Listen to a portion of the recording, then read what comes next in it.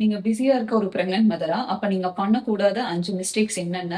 அப்படின்றத பத்தி இந்த வீடியோல நான் சொல்லப் போறேன். வணக்கம். நான் டாக்டர் யோகஷாலினி, யோகனா ஹாஸ்பிட்டலோட கிளினிக்கல் லீட். மிஸ்டேக் நம்பர் 1 மீல்ஸ் ஸ்கிப் பண்றது. பிஸியா இருக்க நிறைய பிரெக்னன்ட் லேடி சொல்ற விஷயம் என்னன்னா, நான் உட்கார்ந்தேன் அப்படின்னா என்னால எந்திரிக்கவே முடியாது. நான் அவ்வளவு பிஸி. எனக்கு சாப்பிட நேரம் இல்ல, எந்திரிக்க முடியாது அப்படின்னு நிறைய ரீசன் சொல்றீங்க. கரெக்ட்டா, எக்ஸாக்ட்டா 3 மீல்ஸ் தான் சாப்பிடணும்னு அவசியம் கிடையாது. நீங்க ஸ்பிளிட் அப் மீல்ஸ் ஆவது கண்டினியூஸா ஏதாவது ஒரு எனர்ஜி சப்ளை இருந்துட்டே இருக்கும்.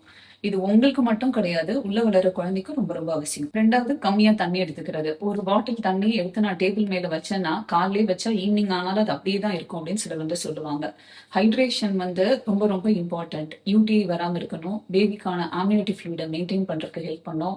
சம்டைம்ஸ் இதனாலே கூட சில பேருக்கு ஃபால்ஸ் பெயின்ஸ், கான்ஸ்டிபேஷன் இந்த மாதிரி சின்ன சின்ன மைனர் காம்ப்ளிகேஷன்ஸை கொடுக்கும். சிம்பிளா நம்ம நினைக்கிற ஒரு விஷயம் பெரிய காம்ப்ளிகேஷன்ஸ்ல சம்டைம்ஸ் கொண்டு போய் விடும். ஸோ ஆவரேஜா 2 to 3 litres of the water கண்டிப்பா பிரெக்னன்ட் லேடிஸ் எடுத்துக்கணும். 3வது, செல்ஃப் மெடிகேஷன். எப்பயாவது ஏதாவது ஒரு கம்ப்ளைண்ட்காக நம்ம டாக்டர் போய் பார்த்திருப்போம். அவங்கள ஒரு பிரிஸ்கிரிப்ஷன் கொடுத்திருப்பாங்க. அதே சிம்டம்ஸ், அதே கம்ப்ளைண்ட்ஸ் பிரெக்னன்சில வரப்போ அதே மெடிகேஷன்ஸை நம்ம யூஸ் பண்ணக்கூடாது. நான் பிரெக்னன்சில எந்த மெடிகேஷன்ஸ் எல்லாம் சேஃபோ, சம்டைம்ஸ் அது பிரெக்னன்சில ரொம்ப சிவியரான ப்ராப்ளமா எய்தர் மதருக்கோ இல்ல குழந்தைக்கோ கொடுக்கலாம்.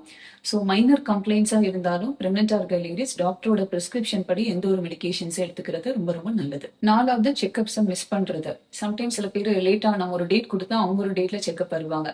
அவங்க அதுக்கு சொல்ற ரீசன் ஃபேமிலி ஃபங்க்ஷனா இருந்துச்சு, என்னை கூட்டிட்டு வர யாரும் இல்ல, ஆனா நான் கம்ப்ளீட்லி ஃபைனா இருக்கேன், எனக்கு பேபி மூமெண்ட்ஸ் நல்லா தெரியுது, நான் நல்லா தான் இருக்கேன், ஸோ அதனால நான் கொஞ்சம் லேட்டா வரலாம்னு நினைச்சேன் அப்படின்னு சொல்லுவாங்க.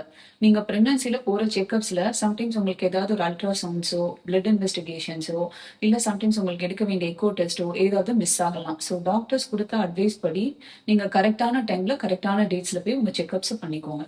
5வது ரொம்ப தூங்குறது, இல்ல ரொம்ப ஓவர் ஆக்டிவா இருக்கிறது. ரெண்டும் ஒரு எக்ஸ்ட்ரீம்ஸ்.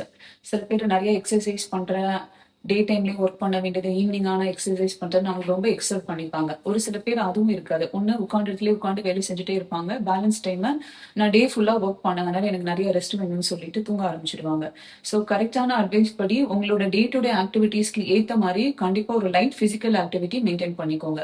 இது நார்மல் டெலிவரிக்கு மட்டும் கிடையாது. வாட் எவர் இட் இஸ், நீங்க சிசேரியன்ல போய் உங்களோட டெலிவரி முடிஞ்சா கூட அதுல உங்களுக்கு ரெக்கவரி நல்லா இருக்கிறதுக்கு இது ரொம்பவே ஹெல்ப் பண்ணும். ஸோ ப்ராப்பரான ஸ்லீப்பை மெயின்டைன் பண்ணுங்க.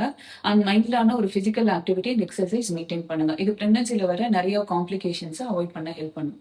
இதெல்லாம் பெரிய பெரிய மிஸ்டேக்ஸ் ஒன்றும் கிடையாது. சின்ன சின்ன லைஃப் அட்ஜஸ்ட்மெண்ட்ஸ் அவ்வளவுதான். இதை நீங்க ஃபாலோ பண்றப்போ உங்க பிரெக்னன்சி ரொம்ப ஹெல்தியா முடியும்.